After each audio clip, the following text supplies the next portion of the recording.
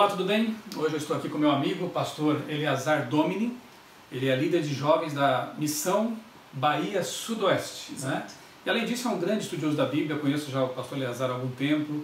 Ele gosta de estudar hebraico, grego, assim, alguém dedicado realmente aos estudos da Palavra de Deus. E uma das áreas que o pastor Eleazar tem se dedicado assim, ao estudo é justamente sobre a questão da trindade bíblica, né? A trindade, Deus Pai, Filho e Espírito Santo, que a gente sabe, né, pastor? Não deveria ser assim, mas infelizmente esse tema tem sido alvo de controvérsias, pessoas que acabam depois duvidando, alguns rebaixam a divindade de Jesus, alguns consideram o Espírito Santo como não sendo sequer uma pessoa, né? E eu quero aproveitar então que eu tenho aqui comigo hoje um estudioso do assunto, que inclusive mantém um blog, né? Dá para dizer qual é? É www.adventistastrinitarianos.blogspot.com.br. Eu vou colocar aqui embaixo, né? Adventistas Trinitarianos. Veja, é um blog que tem material muito bom ali para você estudar também o assunto, e quando surgir, digamos, uma heresia por aí na sua cidade, na sua região, você tem conteúdo para mostrar com carinho, com amor, às pessoas que não creem nisso, que na verdade estão contrariando a palavra de Deus. A gente sabe que estudar a divindade é uma coisa desafiadora, e não seria diferente, porque estamos aqui tratando de terreno sagrado, né? Estamos analisando o próprio Deus, e que bom que Ele se revela, porque senão nós não saberíamos nada sobre Ele, né? Porque é transcendente. Mas Deus se revela na palavra, e muitas vezes a gente talvez até não consiga explicar em detalhes, mas a revelação diz que é assim. Então, quem sabe se trata de um mistério revelado, porém não totalmente explicado, né? Exato. E a Bíblia revela assim, muita coisa sobre o nosso Deus triuno. Eu queria começar então perguntando ao pastor Eleazar, quem sabe vamos começar pelo Antigo Testamento? Sim, sim. Naturalmente, de fazer uma varredura assim na Bíblia. No Antigo Testamento, quais são para você os textos que mais claramente falam de um Deus triuno? Olha, se vamos do princípio mesmo, Gênesis, vamos né? para o Bereshit, né, para o Gênesis. E ali, nos primeiros versículos do livro de Gênesis, a gente já encontra necessariamente a presença de um Deus triuno. Existem diversos verbos que são utilizados ali. Eu vou destacar o verbo rahaf. O verbo rahaf, que é conjugado ali, meira refet, pairava, Referindo-se ao Espírito Santo. referindo-se ao Espírito Santo.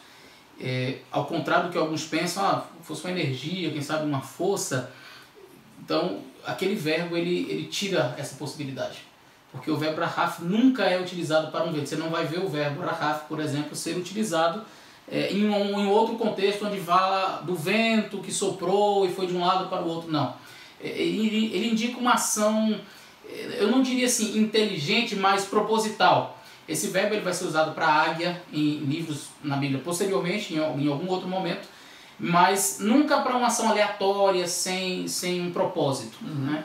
Então, outros verbos que são utilizados ali no Gênesis façamos, sempre no plural. E Se tornou comum de nós. sim, se tornou comum de nós. Então, essas expressões elas indicam a presença de mais de um ser. Agora, como é que eu posso então, mas falou do Espírito Santo, e não da Trindade em si? Eu já sei que o Pai e o Filho estavam lá, porque João já disse que no princípio era o verbo estava com Deus. Aliás, a semelhança que há entre Gênesis 1.1 e João 1.1 é fantástica. Então, se Jesus e o Pai eu sei que já estavam lá, e todas as coisas foram feitas por Ele, então eu tenho que ver a terceira pessoa. E o Espírito Santo estava lá também como um ser pessoal. E aqui vale um aspecto muito importante. Os que são contrários à doutrina bíblica da Trindade, eles trabalham em duas frentes principais. A primeira é que eles tiram de Cristo a sua divindade. E a segunda, eles tiram do Espírito Santo a personalidade. Por quê? Porque de Cristo não tem como tirar a personalidade. E do Espírito Santo não tem como negar a sua divindade. Até dizendo é santo. Então eles tiram do Espírito Santo a personalidade, ou seja, não é um ser pessoal. E aí, entre teorias diversas, eu já vi alguns dizerem que o Espírito Santo é o anjo Gabriel, eu já vi alguns dizerem que o Espírito Santo é um Espírito compartilhado pelo Pai e pelo Filho, que o Espírito Santo é a força, o dedo de Deus, a mão de Deus. A força ativa de Deus. É tanta coisa menos o Espírito Santo.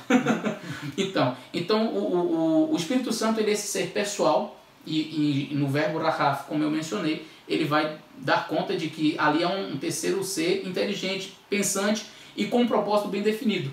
E o livro de Jó vai clarear isso quando diz: o Espírito Santo me fez, o Todo-Poderoso. Então parece que a ideia de que o Espírito Santo mete a mão na massa para fazer. Né? Pastor, só um detalhezinho antes de entrar no Jó. Sim. Já estamos passando do Gênesis, sim, né? Sim. Assim, eu considero uma verdadeira armadilha circular isso aí, porque há pessoas que negam a divindade e a pessoalidade do Espírito Santo, Sim. justamente aquele ser que pode nos dar entendimento pode nos abrir a mente para compreender Ele mesmo, o próprio Deus, né? Então, é uma pena que seja assim, né? Porque as pessoas estão rejeitando aquele ser que é justamente o ser que nos dá entendimento, nos faz, como diz Jesus, né? Os guiará a toda a verdade. Mas como é que eu posso ser guiado a toda a verdade se eu estou rejeitando aquele que pode me guiar à verdade? Por isso que esse assunto é um assunto muito importante, e assim, quando se nega isso é uma coisa grave, né? Exato. E aí Jesus Cristo, como eu não posso negar a sua personalidade, a sua pessoalidade, então eu tiro dele a divindade. Apesar de nós encontrarmos também diversos textos bíblicos mencionando a divindade de Jesus e qual que é o problema? É que parece que quando Jesus ele vem à Terra e ele se torna um de nós, alguns olham e dizem, é um de nós, então não tem como ser divino. E esquecem que aquele Deus do Antigo Testamento que se apresenta a Moisés, que se apresenta para Abraão, é o mesmo do Novo Testamento que encarna. Toda a revelação do Antigo Testamento, para não ser generalista, mas assim, 90% das aparições do Antigo Testamento são aparições de Jesus Cristo. As teofanias, né? As teofanias é Jesus Cristo. Eu sou o que se revelou a Moisés, é Jesus? É Jesus Cristo. E ele vai confirmar isso em João 8, acho que 34, 50, isso. Ele vai dizer assim, eu sou. E é quando ele vai ser quase apedrejado por isso, né? Exato, porque o judeu ele entendeu. Para o judeu é uma blasfêmia. Para a gente hoje, eu digo assim, olha, eu sou. Eu sou, beleza, não tem problema. Mas assim, se eu digo só eu sou, tu és o quê? Aí eu sou professor, eu sou pastor, eu sou... Mas se você diz eu sou e acabou, o judeu entendeu na hora. Peraí, você está dizendo que você é o que é? Aquele que é? Não, então você não pode. E quiseram apedrejar. E aí nós temos, falando da divindade de Jesus, assim, textos diversos, né? Então, por exemplo, o próprio Cristo, quando Satanás aborda ele na tentação, diz assim, olha, eu vou lhe dar tudo isso aqui se você se ajoelhar e me adorar. E aí Jesus diz assim, olha, está escrito, só ao Senhor teu Deus adorarás e só a Ele servirás. Então veja, só ao Senhor teu Deus adorarás. É Jesus quem está dizendo. Então, se só pode adorar a Deus, qualquer adoração a um ser que não seja Deus, constitui idolatria. Então por que Jesus aceitou a adoração? Essa é a pergunta. Em vários momentos. E por que em Hebreus diz o próprio Deus Pai falando que todos os anjos o adorem? Então, Jesus ele é digno de adoração, Jesus aceita a adoração, e se ele diz que só pode adorar a Deus e ele aceita a adoração, lógico, eu não posso chegar a uma outra conclusão. Alguém que merecesse ser repreendido na hora seria o próprio Tomé, né? Naturalmente. E você prostra e diz, meu Senhor e meu Deus. E o que acontece com um anjo? Quer dizer, um anjo que aparece para João no livro de Apocalipse, João, quando vê assim, aquele anjo, aquela imponência toda, ele se prostra. E o anjo diz, levanta, eu sou servo teu. Estamos aqui como o próprio anjo celestial não aceitou a adoração. Não aceitou. E Jesus, na forma humana, não gloriosa, não usando de maneira imanencial ali, colocando todo. Não. Ele na forma simples de ser humano, como nós. Pecados. É uma habilidade que só Deus pode fazer. Uma prerrogativa divina também. É uma prerrogativa divina. E os próprios fariseus sabiam disso. E Jesus perdoou. E Jesus perdoou. Naquele evento ali do aleijado, né, que Jesus vai curar, e Jesus disse assim, olha, os seus pecados estão perdoados, filho. E aí eles começaram a cogitar em seu coração, e isso é muito importante, porque ali a gente tem também um aspecto da divindade que é o conhecer os pensamentos do coração. A onisciência de Cristo. E aí Jesus diz assim, o que é mais fácil? Dizer perdoados estão os seus pecados? Ou levanta-te? Porque os fariseus estavam questionando como que ele perdoa pecados. Se só quem pode perdoar pecados é Deus. Então eles acertaram. Realmente só quem pode perdoar pecados é Deus. Mas por que ele está perdoando pecados? Então, quando Jesus perdoa pecados, ele está dizendo, eu sou Deus, eu posso perdoar pecados. Mas para provar que eu sou Deus, eu digo a você, levante e anda. E aí o rapaz levanta. Né? Isso é uma prova clara da divindade de Jesus Cristo. Antes de entrarmos no Espírito Santo aqui nessa questão, voltando ao Antigo Testamento, que foi o que eu prometi. É um assunto que a gente começa a viajar, né? É tão fantástico, né? É tentador falar de Jesus, né? Sim. Porque quando você entende que o próprio Deus, né, se fez homem, ele se fez, na verdade, uma coisa tão incompreensível, né? De ele se fazer um bebezinho, né, um embriãozinho lá, e nascer, né, de uma mulher, é uma coisa tremenda, né? O Criador eu fico me veio aqui, assim, né? Porque o universo ele é muito vasto. Os cientistas dizem que só a nossa Via Láctea é em torno de 100 mil anos-luz, ou seja, se eu conseguisse viajar na velocidade da luz, 300 mil km por segundo, e eu não parasse para nada, nem para tomar uma água, para descansar, e eu dissesse assim, vou atravessar a Via Láctea, saísse de uma ponta a outra, eu chegaria 100 mil anos depois. Quer dizer, a Bíblia diz assim, todas as coisas foram feitas por Ele. Quer dizer, as mãos de Cristo fez tudo isso, E como que agora ele vem em um embrião dentro do corpo de uma mulher e a humanidade não explode, ela consegue receber a divindade. É um mistério da encarnação. Não dá para explicar. E, no entanto, isso é importante no sentido de que, se Jesus não é Deus, isso significa que Deus, Jeová, Yahvé, enfim, teria criado um semideus para morrer por mim. E aí eu questiono o amor de Deus. Porque é mais ou menos assim, olha, eu não vou morrer por eles, mas eu vou criar um ser semidivino que vai lá morrer por eles. Puxa, por que o meu Deus não veio me salvar? Por que o meu Deus não veio se envolver aqui no nosso problema? Mas quando eu entendo que Jesus é Deus pleno, aí eu só tenho que amar esse Deus, porque ele veio aqui, ele sujou o pé dele no pó deste mundo, ele veio aqui se envolver, abraçar, pegar crianças no colo, perdoar prostitutas, e isso para mim é muito especial. Mas que observação assim fantástica, né? Que coisa linda. Né? Seria realmente algo muito estranho, né? Deus, eu não vou lá não, eu vou criar aqui um semideus. Se vira, morre lá por eles. Você vai lá e morre. Você vai lá morrer por eles. Falta de amor tremendo. Pastor Eleazar, eu me lembrei de uma situação aqui, eu vou jogando aqui para você. Tá. Né? Quando aqueles 3 forasteiros vão visitar Abraão, e quando um deles fica para trás e comunica a Abraão que vai destruir Sodoma. Ok. Quando fala assim o texto, e o Senhor fez descer fogo do céu da parte do Senhor. Isso é interessante, hein? Muito interessante. Expressões como estas vão aparecer no Novo Testamento também e nos Salmos.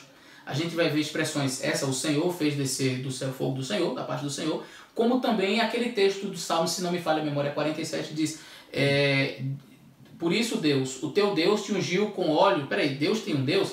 É que naquela época ainda não se tinha os termos da divindade como nós temos hoje, o conhecimento, Pai, quem é o Filho, o Espírito Santo, e ele vê um ser divino, ele vê o outro ser divino. Nós sabemos que é um só Deus, mas em 3 pessoas, e ele simplesmente expressa com as suas palavras o que ele estava vendo. Então o Senhor, o Adonai, da parte do Senhor, Adonai, peraí, como assim?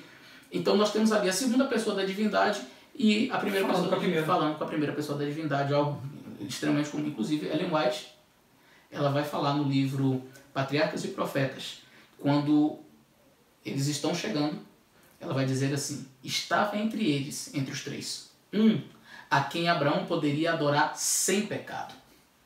Então, estava entre eles... Então, eram 2 anjos. 2 anjos e Jesus em pessoa. Estava um entre eles e que poderia ser adorado, ela diz assim, Abraão poderia adorar sem pecado. Então isso é muito importante. Outra passagem. Jacó luta com um anjo. Sim. Mas depois o texto diz que ele lutou com Deus. Afinal, com quem Jacó lutou? Eu tenho até um artigo que eu escrevi há um tempo atrás sobre essa questão do anjo do Senhor. Está no site? Boa pergunta, eu não me recordo, mas se não está, eu vou colocar no site. Começa aí, ó. Então, essa figura que aparece no Antigo Testamento, que é conhecida como anjo do Senhor, que nós entendemos como Miguel, repetidamente... Miguel do Apocalipse, Miguel, né, que aparece lutando contra Satanás e que a palavra quer dizer aquele que é como Deus. Aquele que é como Deus. E só conhecemos um assim, né? Sim, sim. Então, assim, esta figura ela vai aparecer por diversas vezes. Então você vai ver uma situação muito similar no livro, se não me falha a memória, de Zacarias, quando aquele sacerdote está diante e ali fala que é o anjo do Senhor e depois fala o Senhor. Você vai ver no episódio em Josué, quando o anjo do Senhor aparece para ele, o capitão do exército, do exército e tal, e Josué o adora. Então essa figura, o anjo do Senhor que acompanha Israel na peregrinação no deserto, é muito comum. E há um trocadilho. Sempre que você vê essa figura do anjo do Senhor, para não ser generalista, quase sempre você vai ver esse trocadilho. O anjo do Senhor, daqui a pouco o Senhor. Parece que o autor não fazia distinção. Ele usava o anjo do Senhor, ora o Senhor. O Senhor é o anjo do Senhor, é Jesus Cristo. Agora me corrija se eu estiver errado. Jesus é o Logos, é aquele que na divindade se comunica, né? As teofanias, você já disse que são protagonizadas por Jesus. É ele quem expressa o amor da divindade, tanto que ele diz que quem me vê a mim vê o Pai, porque eu estou aqui expressando, mas o Espírito e o Pai são como eu. Antes de encarnar como ser humano, Jesus já era o Logos. Portanto, ele era aquele que se comunicava com os anjos, que estava ali junto com os anjos. Tanto é que Lúcifer inveja a posição de Cristo, justamente porque, mas ele é parecido comigo. Como os seres humanos reagiram quando Jesus se encarnou, mas ele é um ser humano, é parecido comigo. Sim. Então, o anjo do Senhor seria isso. Então, antes da encarnação humana, ele se assemelhava aos anjos, embora fosse o criador dos anjos. Há um artigo muito importante feito pelo Rubens Schaeffer, está publicado no meu Revista site, Ministério, né? na revista Ministério, Eu me onde lembro ele dele vai, quando eu falo isso. ele vai trabalhar esse aspecto. Então, assim, Rubem Schaeffer foi meu colega na redação da Casa Publicadora Brasileira. Então. olha aí que maravilha. Então, eu acho esse artigo assim, fantástico, e a correlação que ele faz com o primeiro capítulo do livro História da Redenção é fantástica. Mas o que é necessário destacar aqui é que a função de mediador de Cristo, ela não é uma função que é adquirida porque ele vem à Terra. Parece que essa função dentro da divindade sempre existiu. Jesus sempre foi mediador entre Deus E os seres criados. e os seres criados. E o Espírito Santo sempre é aquele que estava atuando no coração. Então, mas onde estava o Espírito? Alguns perguntando, onde estava o Espírito Santo quando os anjos se rebelaram? Por que só fala do Pai e do Filho? Por que no História da Redenção alguns questionam? Resposta simples. Primeiro, o foco do assunto era a guerra entre Lúcifer e Jesus. Ele não era contra o Espírito Santo. Agora uma pergunta. Você já leu no Espírito de Profecia que vários anjos voltaram em sua posição inicial. Alguém trabalhou com eles. Eles tinham ido e depois retornaram e disseram não. Exatamente. Quem que trabalha no coração convencendo do pecado, da justiça e do juízo?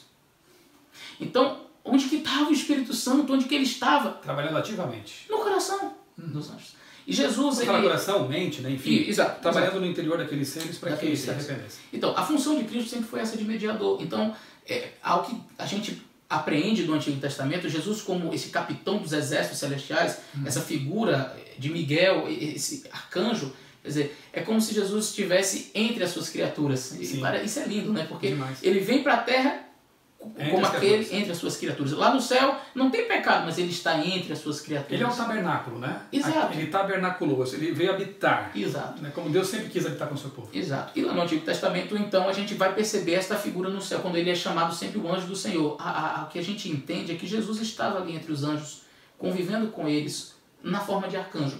Nós não podemos definir se arcanjo era a classe mais importante ou menos importante. É uma classe de anjos. Né? Agora, é importante salientar que não era o arcanjo que ficava no trono, perto do trono cobridor, era um querubim. E talvez por isso Lúcifer tenha confundido. Peraí, eu que estou aqui do lado do trono, ele é arcanjo, mas eu estou aqui, olha. Por que não eu? Por que ele chamou o arcanjo Miguel? E aí é interessante que Ellen White chega no História da Redenção e diz assim, o pai faz saber aos anjos a verdadeira posição do seu filho. Ou seja, olha, não confunda as coisas. Ele é o criador de vocês. E aí todos os anjos se prostram, adoram Jesus, inclusive assim como Lúcifer. na encarnação, não confunda as coisas. Ele tem um corpo humano. Exato. Mas acima de tudo ele é Deus. Ele é Deus. E os anjos se prostram, inclusive Lúcifer, mas ele vai dizer assim, no coração dele ficou um resquício e ele não conseguiu. Aliás, Paulo faz isso em Romanos 9,5, né, quando ele diz, ele é descendente dos judeus geneticamente falando, mas ele é acima de tudo Deus. Romanos 9,5. Mas eu vou te pegar agora. Olha aí. Tem o Shema. Ouve, ó Israel, o Senhor nosso Deus é o único Deus. Agora é o único. E como é que fica 3? A gente tem duas expressões na língua hebraica. Errad. É bom falar com um hebraísta, né? E Yahid, né? Errad e Yahid. Isso. Errad, ao contrário do que alguns pensam, ele significa um mais um com... Não, ele pode significar um e ele tem abertura para significar de uma maneira composta. Então, por exemplo, Adão e Eva se tornaram uma só carne. Não era uma só carne, literalmente falando. É o mesmo verbo? Errad. A mesma palavra? Errad. Eles se tornaram uma só carne. Ou Mas seja, não eram dois? Eram duas pessoas. Eles se tornaram uma só carne. O povo de Israel foi para a guerra. Existe uma expressão que diz, e o povo era um. Errado. Mas peraí, era um povo só? Era uma pessoa só? Não.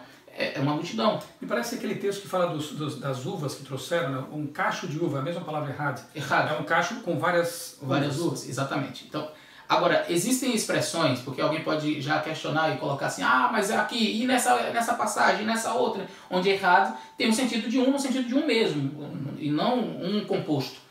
Sem problema nenhum. Agora, existe outra expressão que é Yahid. E Yahid nunca é usado de maneira composta. É um no sentido de um mesmo. O autor monoteísta teria usado essa palavra. Então, se Moisés quisesse trazer uma evidência clara de que o nosso Deus é um no sentido de ser uma pessoa, ele não teria usado errado. Ele teria usado Yahid, porque eliminaria qualquer tipo de outra interpretação.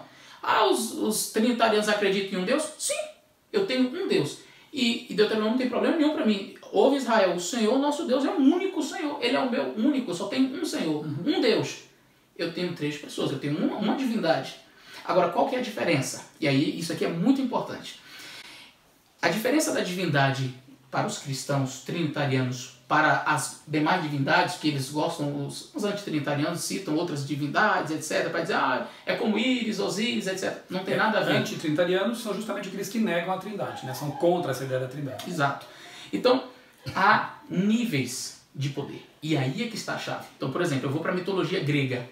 Eu tenho Zeus, muito poderoso, e eu tenho outros deuses. E você vai perceber que esse Deus é um pouquinho mais poderoso que esse outro aqui um pouco menos, esse daqui um pouco mais. Eu tenho semideuses, e aí na cultura egípcia também, você vai ter um mais forte do que o outro, um mais poderoso que o outro. Todos os deuses das mitologias, babilônios, egípcios, e gregos, romanos, etc., todos eles tinham. E aí é que constitui o politeísmo. Se você tem vários deuses, por quê? Porque eles não têm o mesmo poder. Esse daqui tem mais poder que esse. Então é esse mais esse. E no cristianismo não. O poder é igual. A onipotência, a onipresença, a onisciência, tudo o que eles compartilham é igual. A eternidade é tudo igual. Então não existe um mais poderoso. Então, por exemplo, quando diz assim, um texto que muito usado, Lúcifer era o próximo depois de Cristo em autoridade ou em honra. Existe esse texto no Espírito Santo. Você está vendo? É porque o Espírito Santo não é o próximo, ele é igual. Então, poderia ser Lúcifer é o próximo depois do Pai, ou Lúcifer é o próximo depois do Espírito Santo, tanto faz, porque eles estão em pé de igualdade. Abaixo, então vai ter o próximo. E próximos não tem problema, porque eles são iguais. Então, como não existe diferença de poder, como não existe diferença de autoridade, ambos têm a mesma autoridade, perdão, os 3 têm a mesma autoridade, o mesmo poder, a mesma tudo, então eu tenho uma divindade. Sim, uma coisa que você mencionou que é bacana também destacar é que nas divindades, né, dos povos antigos, né, Mesopotâmia, Egito e outras culturas, geralmente o universo precede os deuses. Né? Isso. O universo já existe, a matéria já existe e os deuses então surgem no contexto. A divindade judaica é diferente, né? Deus, o Deus da Bíblia, e nós já vimos que estavam envolvidos o Pai, o Filho e o Espírito Santo, há muitos textos que mostram que os 3 criaram. Jesus é o agente ativo, mas o Espírito Santo e o Pai estavam envolvidos também, obviamente. Eles é quem criam o tempo, o espaço e a matéria. Então eles são eternos, o universo não é eterno. Eles criam o universo. Então uma diferença bastante grande aí, totalmente, né, uma grande diferença em relação às divindades, né, pagãs, antigas, para o Deus da Bíblia. Exato. Algum outro texto do Antigo Testamento que você se lembra assim interessante para a gente pular já para o Novo? Eu fiz um artigo recentemente que está baseado no texto de Isaías, onde menciona claramente, assim, distintamente, os 3 seres da divindade. Nós temos vários textos, na verdade, em Isaías. Isaías para mim, um dos livros que mais cita a divindade. Mas eu vou destacar, pelo menos, aquele de Isaías, capítulo 6, onde é mencionado ali que os anjos estavam ali adorando, né? E ele faz a pergunta, olha, a quem enviarei? E quem há de ir por nós? Aqui a gente tem um problema na linguagem, né? A quem enviarei, quem há de ir por mim? Ou a quem enviaremos, quem há de ir por nós? Eu não posso misturar as pessoas, né? A quem enviarei, primeira pessoa do singular, quem há de ir por nós, primeira pessoa do plural. E aí a gente vai ver que lá no livro de João é mencionado que Isaías, quando disse isso, estava vendo Jesus. Lá no livro de Atos, Paulo vai mencionar, se não me falha a memória, Paulo vai mencionar que Isaías escreveu isso porque o Espírito Santo que estava falando. Então, muito simples. Ele estava vendo ali os 3 seres da divindade.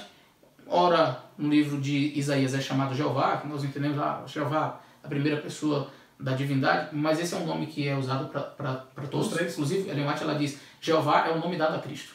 Então, o Espírito Santo também é Jeová? É Jeová. É o nome da divindade, né? É o nome da divindade. Então, veja, a gente tem ali aquele ser que aparece, mas aí quando a gente vai no livro de João, João diz assim, não, é Jesus. Aí quando a gente vai em Atos, não, aqui é o Espírito Santo. E como que eu sei que Isaías 9 se refere a Jesus? Então ali vai falar do nascimento, né? Milagroso, algo sobrenatural.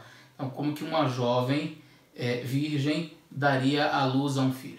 E como que um bebezinho pode ser chamado de Deus forte para a eternidade? Só pode ser Jesus? Só pode ser Jesus, não há outra explicação. Aliás, tem um texto, Miqueias 5:2 também, né? Miqueias capítulo 5, verso 2, que fala também, inclusive, do nascimento, de onde seria, né? Até a cidade. Até a cidade, né? Belém e Efrata. De ti sairá aquele que há de reger todas as nações, que as suas origens são desde os tempos eternos. Ou seja, é como se tivesse assim, ele não tem... assim, ele nasceria como menino lá, mas não esqueça, ele é eterno. Ele é eterno. Inclusive, é um texto muito interessante, porque eu já vi pessoas dizerem assim, Jesus ele é eterno, sim, que é eterno que não vai ter fim. Mas teria tido um começo. Mas teria tido um começo. E aí um texto na Bíblia, que eu uma vez questionei um rapaz sobre esse texto, porque diz assim, de eternidade a eternidade, tu és Deus. Pronto. Então, peraí, de eternidade para frente, a eternidade para frente? Não, o texto está dizendo de eternidade para trás, a eternidade para frente, tu és Deus. E eu perguntei a ele, a quem esse texto se refere? Ele com muita... Não, isso aqui está falando do Pai, porque ele é eterno de eternidade a eternidade. E aí o Espírito de Profecia diz assim, aqui há uma referência clara a Jesus Cristo. Ele não tem o início de dias. Então, mesmo o Novo Testamento diz, né, que João capítulo 1, né, todas as coisas foram feitas por ele. É João que diz isso? Isso. O Paulo em Colossenses também fala algo parecido. Né? Todas as coisas foram feitas por... Mas se todas as coisas foram feitas por Jesus, como que ele pode ter sido feito pelo Pai?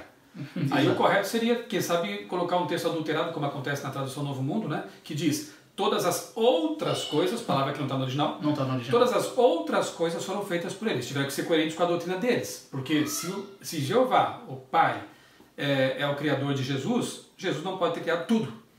Né? Ele seria a segunda coisa criada. Então não faz sentido realmente. Jesus é o alfa e o ômega. Exato. É o primeiro e o último. Né? Então, voltando a Isaías, né? Que a gente começou e não terminou aí, fechar esse livro. Você escreveu um artigo recentemente sobre Isaías 48, que é muito interessante e nem sempre é destacado esse verso quando estuda a Trindade. Fala um pouquinho pra gente desse. Exato, é o artigo até que eu prometi, vou colocar lá no site. Okay. Isaías capítulo 48, para mim, é um dos textos onde a gente tem assim, mais evidentemente a presença da divindade, assim, de maneira muito marcante. Das três pessoas. Sim, porque a gente consegue ver ali uma pessoa que é um narrador, que não é o profeta, porque as características não se aplicam ao profeta. Então a gente tem o texto de Isaías, ouvi isto, casa de Jacó, que vos chamais pelo nome de Israel, e saíste da linhagem de Judá, etc. E aí, esse narrador, ele começa a falar de si, trazendo uma mensagem para Israel, mas ele começa, olha, no verso 3, as primeiras coisas, desde a antiguidade, eu as anunciei. Olha, e diz mais, sim, pronunciou-as a minha boca, e eu as fiz, e de repente agi e elas se cumpriram, porque sabia que era o destinado, e ele vai trazer a mensagem ali para Israel, e lá mais à frente, no verso 8, verso 7, apareceram agora, não há muito, e antes desde que ela não ouviste, para que não digais, eis que já sabia, e o texto vai continuar até aqui o verso... Fala por amor do meu nome, que é uma expressão muito... Né? Exato, esse texto, essa passagem que eu estou procurando diz aqui, no verso 12, e verso 11 e verso 12, por amor de mim é que faço isto.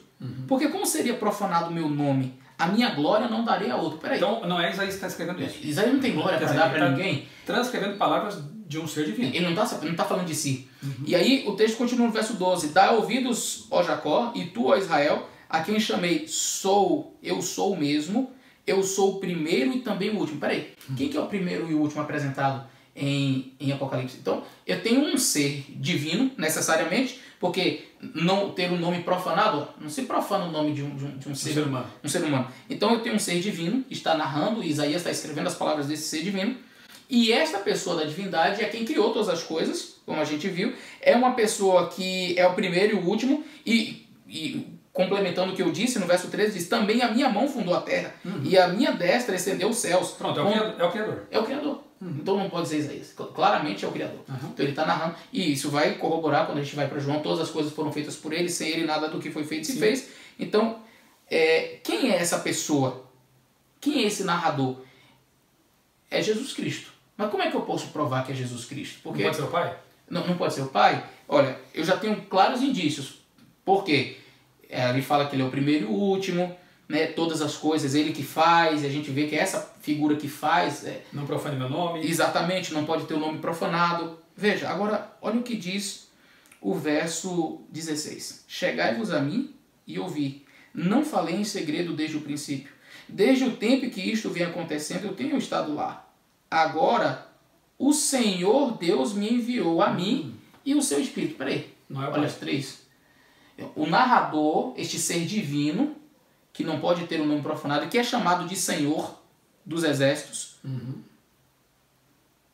ele diz que o Senhor Deus enviou a ele E é o Espírito. e ao Espírito. Olha as três pessoas aqui. Fantástico esse texto. Então, é incontestável. O livro de Isaías é um livro riquíssimo, mas é incontestável a presença de três Tarefa seres de divinos. casa, viu? Leia com oração capítulo 48 de Isaías. É realmente impressionante, né? O Pai enviou o Filho e o Espírito, no mesmo texto. No mesmo texto. Né? Bem, está muito gostosa a conversa, mas a gente tem o Novo Testamento para explorar ainda, né? Ok. Então vamos assim rapidamente ao Novo Testamento. Fica claro que Jesus é apresentado, né, João capítulo 1, a fórmula batismal de Mateus, né, em nome do Pai, do Filho e do Espírito Santo, realmente também é muito clara, né? Mas me parece que o ponto mais controverso é realmente a divindade e a pessoalidade do Espírito Santo. Fala um pouquinho mais, se você tiver algum texto que lhe ocorre agora sobre a divindade de Jesus, e depois vamos partir já para a questão do Espírito Santo, porque eu acho que até para os discípulos, com a mentalidade hebraica deles monoteísta, não foi muito fácil de cara aceitar a divindade de Jesus. Mas depois que aceitaram, aí veio o Espírito Santo ainda, né? Sim. Então assim, foi bastante para a cabeça deles, mas eles acabaram aceitando. Sim. Então as pessoas de hoje também podem aceitar. Claro. Né? Se os judeus, discípulos de Cristo, aceitaram essa verdade. Fala um pouquinho A revelação ela é gradual. Aham. Né?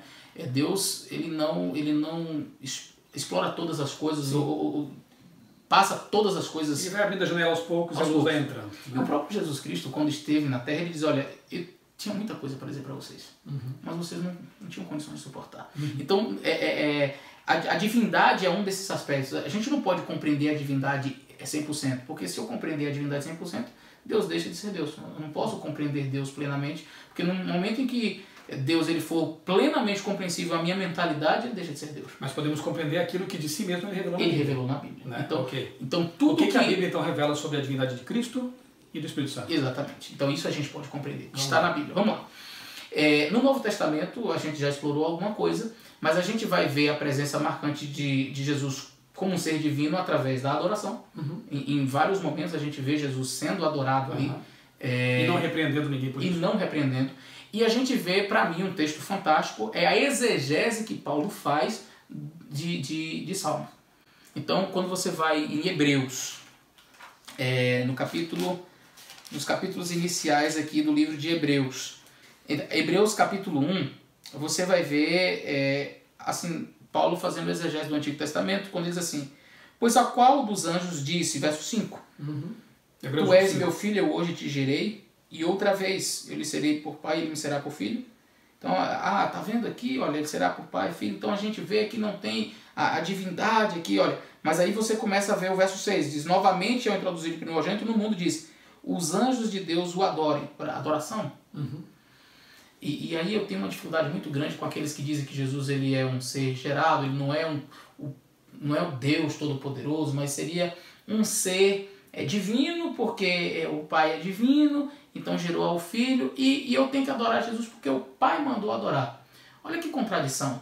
O Pai, o próprio Deus Pai, diz que eu não posso adorar um outro Deus, mas ele vem mais tarde e diz assim, pode adorar a esse que eu gerei, que eu criei. E para piorar, Isaías fala assim, o Senhor é o nosso Deus, não há outro. Ninguém pode pôr outro. Como é que o próprio Deus Pai vai colocar um outro Deus para ser adorado? Exato. Então, Se a Trindade não é o Deus único em que nós cremos, a gente coloca contradições, então passa a ser biteísmo. Biteísmo. E aí é que está, porque eu tenho um Deus e aqueles que não acreditam na divindade de Jesus, assim, no sentido de ele ser Deus pleno, eles é que acreditam numa bindade, se existisse esse termo, ou no biteísmo.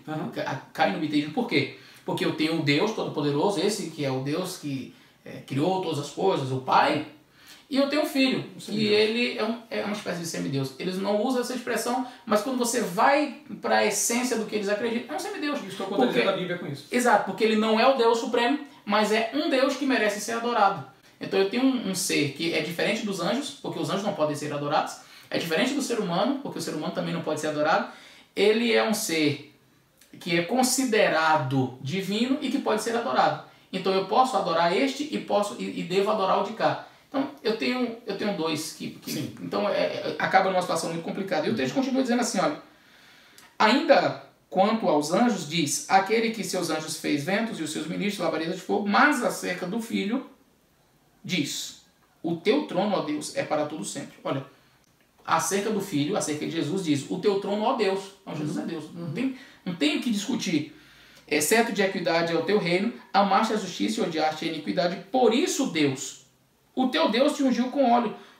Que situação estranha, né? Por isso, Deus, o teu Deus, é que Paulo está naturalmente aqui reprisando o texto que está no Salmo, ele está apenas relatando conforme está escrito, mas ao que a gente consegue entender é que o salmista ele não tinha as nomenclaturas que nós temos no Novo Testamento. Filho, Espírito Santo, Pai. Então a gente vê no Antigo Testamento, sim, Espírito Santo, Espírito do Senhor, mas essa dicotomia entre Pai, Filho, esses são nomes que a gente ele nasce no Novo Testamento como ser humano, exato. Aí passa a ser usado o termo filho, né? Exato, então esses termos a gente tem muito claramente no Novo Testamento. Aqui é bom também, pastor, fazer uma pequena explicação da questão do filho mesmo, né? Há textos que parecem dar a entender que Jesus seria subordinado. O Pai é maior que eu nada faço sem que o Pai me mande, coisa parecida. Obviamente que Jesus, quando se fez homem, ele se subordina funcionalmente ao Pai. Isso. Mas em essência, ele continua sendo Deus, né? A oração lá de João 17, coisa linda, né? Quando ele fala assim, Pai, glorifica-me contigo com aquela glória que eu tive contigo antes de haver mundo.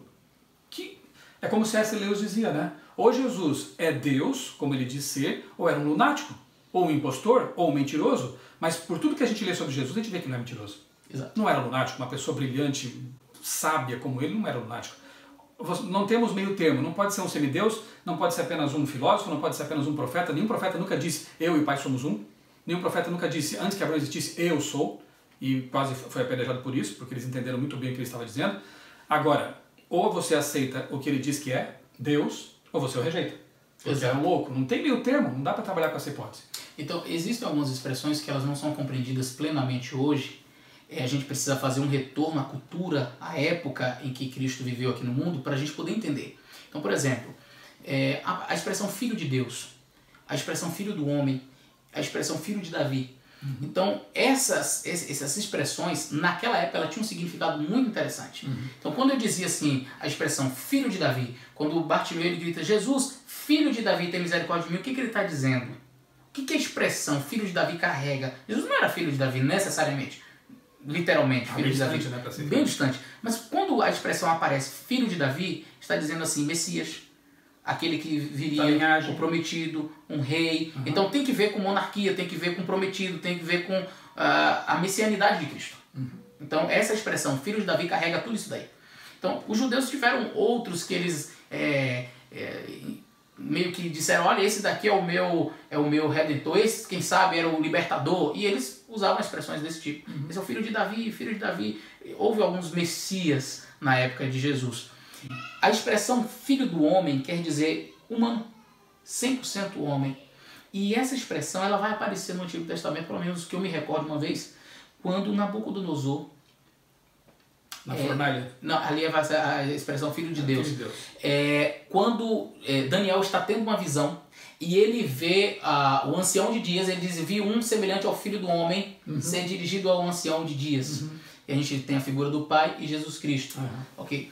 Então, a gente tem a figura de Jesus quando diz assim, filho do homem é uma expressão que quer dizer humano, 100% homem. E a expressão filho de Deus não é como eu dizer assim, Michel, somos filhos de Deus. Não, a expressão filho de Deus naquela época era compreendida plenamente como sou igual a Deus. Natureza. Igual eu dizer filho do homem, o meu filho é meu filho, tem a minha genética, tem a minha essência, tem a minha natureza humana. Isso. O filho de Deus tem a essência do Pai. Exatamente, exatamente. Então, eu estou vendo ali carne e osso, mas saiba, ali é o Filho de Deus. Então, quando Cristo diz que ele é o Filho de Deus, o judeu diz assim, como tu, sendo homem, fazes-te Deus a ti mesmo?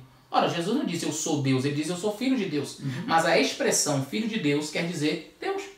Aí, como a expressão filho do homem quer dizer 100% Eles homem. entendiam muito bem porque a cultura era deles. Exato, e a gente vai ver essa expressão filho do homem várias vezes, Deus falando para o ser humano. No Antigo Testamento, tu filho do homem, vai lá e diz isso. No livro de Ezequiel aparece várias vezes, quando Deus vai se referir a Ezequiel, filho do homem, te pus por atalaia, filho do homem, ou seja, em outras palavras, ser humano, você é homem. Então, quando Jesus ele vem à Terra e usa essa expressão, o filho do homem não veio para ser servido, mas para servir. O Filho do Homem veio buscar e salvar o que estava perdido. Essa expressão, Filho do Homem, está dizendo, eu sou como um de vocês. Eu sou 100% 100% humano, 100% Mas quando divino. ele diz assim, o Filho de Deus, aí, quando Pedro, por exemplo, diz, o Jesus pergunta, né? Quem as pessoas dizem que eu sou Jesus? E Pedro diz assim, tu és o Cristo, então ele reconheceu o Messias, né? O filho de Davi, o Filho do Deus vivo, em outras palavras, você é Deus. E aí Jesus diz, não foi a carne nem o sangue que te revelou, mas... Jesus não repreende de novo. Não repreende. Foi o Espírito Santo que te revelou. Vamos dar um salto para o fim, Bora. Apocalipse, mas depois a gente volta para o Espírito Santo. Ok. O Apocalipse, de alguma forma, prova também a divindade de Jesus? Sim. Já vimos que o Gênesis prova, já vimos que os profetas provam, a Trindade em si, já vimos que o Novo Testamento fala disso. E vamos lá para o fim, Apocalipse. Dá para a gente demonstrar a divindade de Cristo no Apocalipse? Sim, nós temos diversas passagens dentro do livro de Apocalipse onde a gente vai ver Jesus ele sendo apresentado como um ser glorioso, poderoso e digno de adoração. Logo no primeiro momento do livro de Apocalipse, quando João ele vê aquele ser que estava falando ali, Jesus ele começa dizendo assim, logo no início do livro de Apocalipse. Capítulo 1, né? Capítulo 1. Eis que vem, verso 7, com as luzes, todo olho verá, certamente. Aí ele termina dizendo assim, eu sou o Alfa e o Ômega, diz o Senhor Deus. O primeiro e o último. O primeiro e o último. Ora, e aí não dá para não fazer o paralelismo entre Apocalipse e o texto que a gente analisou anteriormente de Isaías. O primeiro e o último, Alfa e Ômega. Essa expressão Alfa e Ômega quer dizer, é aquele que não tem princípio e nem fim. Como primeiro e último, ou seja, não é que Jesus é a última coisa, acabou. Antes de tudo e depois de tudo. Ele é antes de tudo e depois de tudo. Então são expressões assim muito claras dentro do livro de Apocalipse que vão deixar assim, de maneira muito nítida a divindade de Jesus Cristo. O João também, quando vê Jesus, ele se prostra, ele cai, ele vê o Cordeiro como tendo sido morto ali. Então, essas expressões que a gente encontra no livro de Apocalipse, referindo-se a Jesus com termos expressões mesmo que são relacionadas à divindade, provam claramente a divindade de Jesus. Vamos lembrar que o autor do Apocalipse é o mesmo João que no Evangelho diz, no princípio era o Verbo, Jesus, né?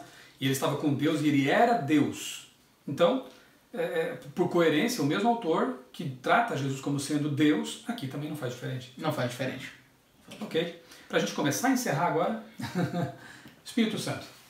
O Espírito Santo tem duas coisas que são meio críticas. Primeira, ele é divino. Segunda, sendo divino, ele é uma pessoa? Ou seria uma energia, uma força, como já dissemos aqui, né? Que textos do Novo Testamento demonstram de forma incontestável que o Espírito Santo só pode ser divino e pessoal?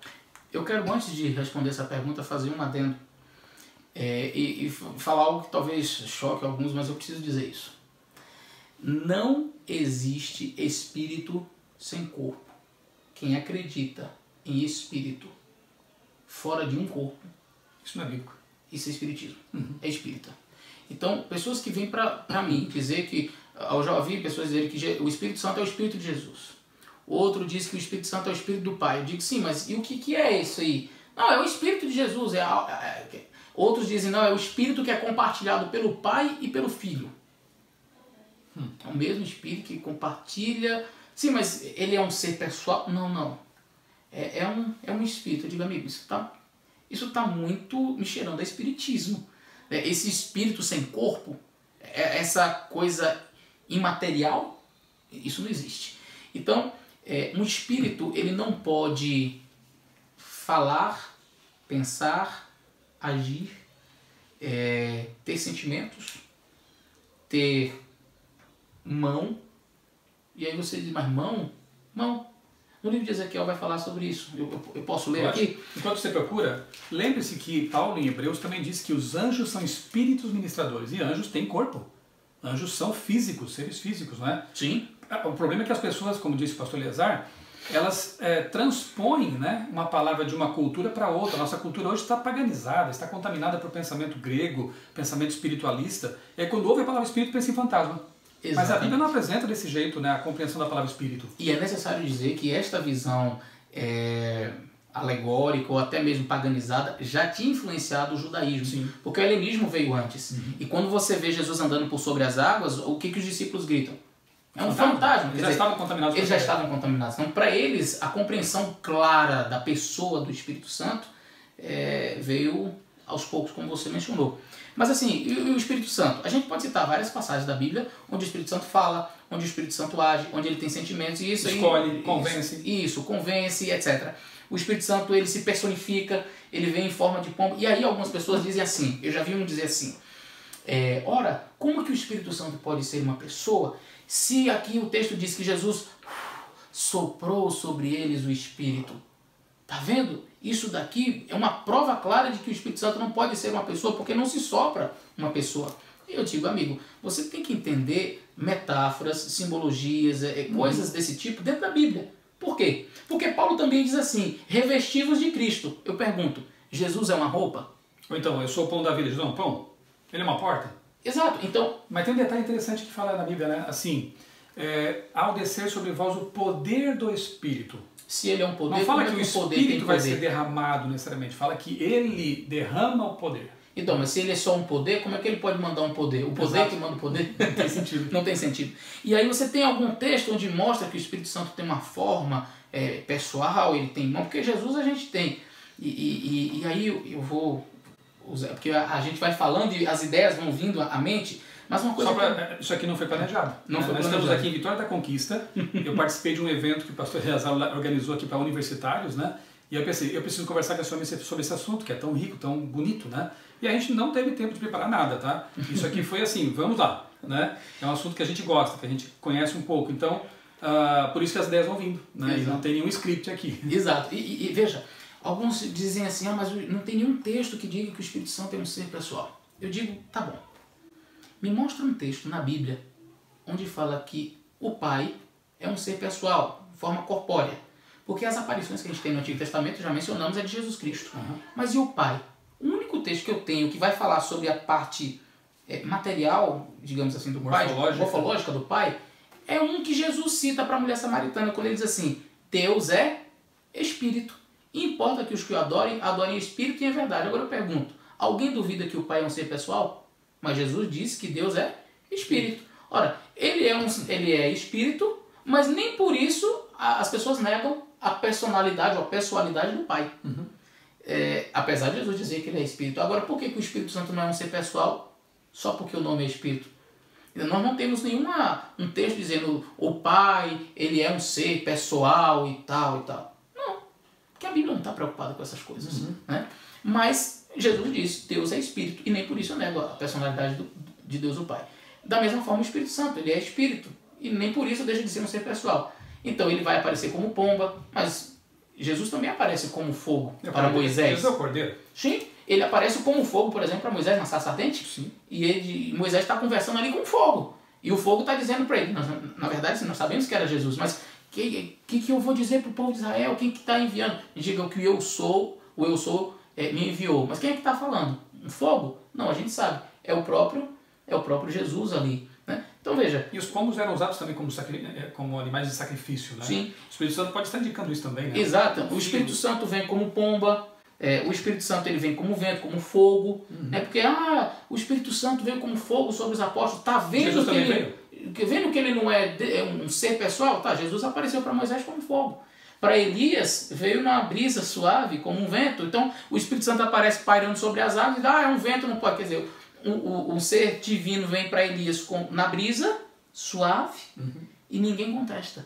Né? Agora, vamos a um texto que fale sobre um aspecto morfológico do Espírito Santo. Ezequiel. E diz assim, no 6º ano, capítulo 8, verso 1 em diante, diz assim, aos 5 dias do mês, estando eu sentado na minha casa, e os anciãos de Judá, sentados diante de mim, sucedeu que ali a mão do Senhor Deus caiu sobre mim. Importante isso aqui. A mão de quem caiu sobre Deus? Do Senhor Deus. Agora sim, quem é esse Deus? Qual é dos três a divindade que se apresenta? Veja, então o primeiro versículo diz que o Senhor Deus, a mão dele caiu sobre Ezequiel. Ok. Olhei e eis a figura como fogo. Olha, interessante. Figura como de fogo. Desde os seus lombos e daí para baixo era fogo. Olha, tinha corpo. Tinha corpo. Os lombos, né? Ombros, etc. E era fogo e dos seus lombos para cima como um resplendor de metal brilhante. Estendeu dali, uma semelhança de mão que me tomou pelos cachos da cabeça. Olha, pegou, segurou. E o Espírito me levantou entre o céu e a terra e me levou para Jerusalém. Não era o Senhor Deus? É o Senhor Deus, que é o Espírito, e que tem mão, e que tem corpo, e que ainda carregou ele pelos cachos da cabeça e levou para Jerusalém. Fantástico. Então nós temos evidências sim dentro da Bíblia para mostrar a personalidade, pessoalidade, divindade do Espírito Santo. Agora, por que a Bíblia não explora tanto esses aspectos do Espírito Santo? Uma coisa interessante o Dr. Demóstenes fala e que eu achei muito bacana. Veja, quem é que inspirou a Bíblia? Espírito Santo. Quem é o autor, digamos assim, da Bíblia, por trás? O Espírito Santo. Só que o Espírito Santo ele não é um ser convencido. Ele não é um ser que fica com a necessidade de se mostrar. Ele está nos bastidores e ele não fica preocupado em ficar mostrando, olha, vejam. Não. Então, o próprio Jesus disse, ele não virá falar de si mesmo. Ele vem para revelar, fazer lembrar aquilo que eu falei. Exato. A missão dele é realmente mais discreta. Então, a gente vê isso no livro de João, por exemplo, quando João está escrevendo o seu livro, ele diz o discípulo amado, o apóstolo amado. Ele não fica, olha, sou eu, João, etc. O Espírito Santo ele age na Bíblia dessa forma. Ele não fica mostrando o que ele é, o que ele faz, deixa ele fazer. Não há uma supervalorização da pessoa dele, tentar descrever como é o seu aspecto, a sua forma, a sua morfologia, nada disso. A ideia é trabalhar ali para que a Bíblia venha a ser um livro que alcance corações, que seja realmente a palavra de Deus. A missão é mais importante. A missão dele é mais importante. Sim. Mas nunca nos esqueçamos de Gênesis, que diz, façamos o homem à nossa imagem e semelhança. De alguma forma o ser humano, ele, especialmente quando foi criado, né, ele se assemelha ao Criador. Exato. Né, à nossa imagem. Já falamos que o Espírito Santo chora, o Espírito Santo se alegra, o Espírito Santo convence, ele conversa, ele escolhe, ele envia, né? Tem um texto em Atos, né, que diz, pareceu bem ao Espírito Santo e a nós, veja, ele é colocado como os discípulos, como pessoa, aquele que toma decisões juntamente com os seres humanos e os ajuda nessas tomadas de decisão. Pareceu bem a ele, né? Olha, tá bom, então, gostei. Exatamente. Então, Atos Apóstolos, na verdade, é o livro de Atos do Espírito Santo, né? Sim. É a pessoa por trás que, nos bastidores, age em favor da igreja. Eu queria terminar falando sobre aquele texto tão bonito em que Jesus fala, eu vos enviarei um outro Consolador. Para mim, além de ser uma prova cabal de que o Espírito Santo é como Jesus, pessoa, e Deus como Jesus também, ele nos ama tanto, né? O que Jesus quis dizer quando falou assim, eu vou embora, vou para o santuário celestial, mas vocês não vão ficar órfãos. Eu vou enviar outro, e até é bom que ele venha, porque Jesus, enquanto esteve na Terra, estava limitado pela humanidade, né? Não era onipresente, né? Estava aqui. O Espírito Santo não tem essas limitações, então seria muito bom mesmo que ele viesse e ocupasse o lugar de quem já estava aqui. Exato. Então, como é que eu entendo isso? Até no grego eu quero que tu fale um pouquinho, né? Então, o outro Consolador, o que é esse outro? Então a gente tem duas palavras gregas para outro, né? Que é alos e héteros. Héteros é fácil, né? Héteros é fácil. Bem conhecida a palavra, heterogêneo, heterossexual, né? Então, heterossexual. Eu sou heterossexual. Significa que eu gosto do sexo oposto. Diferente, não igual a mim. Então, o hétero já está muito claro. Agora, o alos, essa expressão grega, ela também quer dizer outro, mas o outro igual, um outro semelhante. Da mesma natureza. Da mesma natureza, da mesma essência. A gente vai ver essa expressão aparecer diversas vezes no Novo Testamento, mas sempre assim, por exemplo, vai falar do outro discípulo. Aí, tá vendo? É uma outra pessoa, sim, é outra pessoa, mas é outra pessoa o quê? Que é discípulo. Eu tenho esse discípulo, eu tenho outro discípulo. Qual a qualificação desses dois? Ambos são discípulos. Então, é outro igual, ou seja, outro no sentido de ter a mesma essência de ser discípulo de Jesus. Quando Jesus diz assim, eu vou enviar um outro Consolador, ele está dizendo, em tese, eu estou enviando outro igual a mim. A palavra então ali é alos. Alos.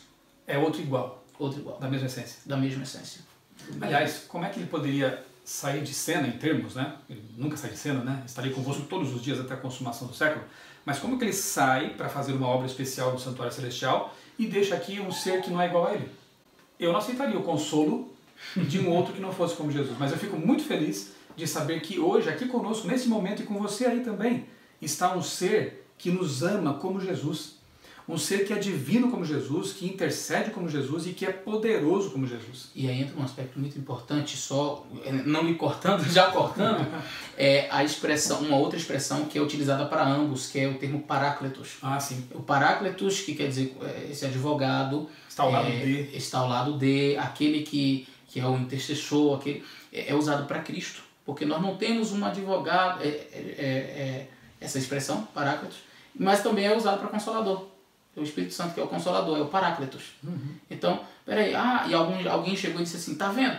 Se Jesus ele é o único intercessor, como é que o Espírito Santo pode interceder? Logo, o Espírito Santo é o mesmo Jesus. Aí tem um texto do Espírito Profecia que eu acho muito interessante, onde ela diz assim, que Cristo intercede por nós, que o Espírito Santo intercede por nós, mas não faz como Cristo faz. Ou seja, então eu tenho que Cristo intercede por mim e o Espírito Santo também intercede por mim, conforme a Bíblia nos ensina. Então nós temos que o Espírito Santo é um ser divino, pessoal, e ele tem adjetivos que são utilizados, né, que também são usados para Jesus. O termo Paráclitos, Consolador ou Advogado, é um termo que é usado para ambos. Né? E aí, se você realmente crê nos textos de Ellen White, né, tem assim, muitas citações interessantíssimas. Por exemplo, o livro Evangelismo, né, e outros, ela menciona The Three Living Persons of the Godhead, né, ou seja, as três pessoas viventes da divindade. Né? Então ela menciona claramente que são três, os três poderes, né, do céu. Né? Aí não tem como realmente a gente negar a divindade do Pai, do Filho e do Espírito Santo, essa realidade. Tem uma outra passagem dela, me permita contar. Eu estive conversando com um rapaz uma vez, ele duvidava, né, nesse aspecto, e eu falei, olha, há um texto em Ellen White onde ela diz que o Espírito Santo é uma pessoa. Ele diz, não, esse texto aí não existe, esse texto aí foi adulterado, esse texto aí... Ok, e eu fui atrás da fonte original, e eu consegui o texto que diz The Holy Spirit is a person. Eu tenho um manuscrito disso aí também. E aí eu peguei o manuscrito, imprimi o manuscrito e levei para ele. Ele olhou. O Espírito Santo é uma pessoa. É uma pessoa. Escrito com a mão dela. A mão, não é de datilografada. The Holy Spirit is a person. E aí ele olhou e disse, rapaz, que coisa, né? Adulteraram até a letra de Ellen White. E aí eu disse, olha, para quem não quer crer, não adianta. As evidências podem ser tremendas. Ele não vai acreditar porque ele já decidiu não acreditar. Ele já decidiu, o Espírito Santo parece que não atua no coração dele mais. Pastor Eliezer, muito obrigado. Espero que para você essa nossa conversa aqui tenha sido útil, né? Naturalmente que existem muitos outros textos, né? Que há muito mais conteúdo lindo para se estudar nesse assunto. Eu gosto muito eu tiro as sandálias dos pés e me prostro diante do meu Criador quando eu vou estudar esse assunto da divindade, porque é maravilhoso, né? E quanto mais eu estudo sobre a divindade de Deus, de Cristo, do Espírito Santo, né? Sobre o meu Pai, mais eu amo, mais eu me maravilho, né? Com esse poder e com a condescendência dele de se fazer humano para morrer por nós, seres humanos tão pequenos, né? Então eu deixo para você esse apelo, quem sabe, né? Estude esse assunto com oração, com o coração aberto, né? Desprovido de preconceito, de ideias preconcebidas, né? Deixe que a Bíblia fale a você. Deixe que o Espírito que inspirou a Bíblia abra o seu entendimento e se revele a você. E mais do que isso, ele faça você se lembrar das palavras de Jesus, porque o que nos salva realmente é o Cordeiro de Deus que tira o pecado do mundo, tá bom? Amém. Obrigado, pastor. Valeu. Que Deus continue abençoando o seu ministério. Amém. E a você que está nos ouvindo. Um grande abraço. Amém.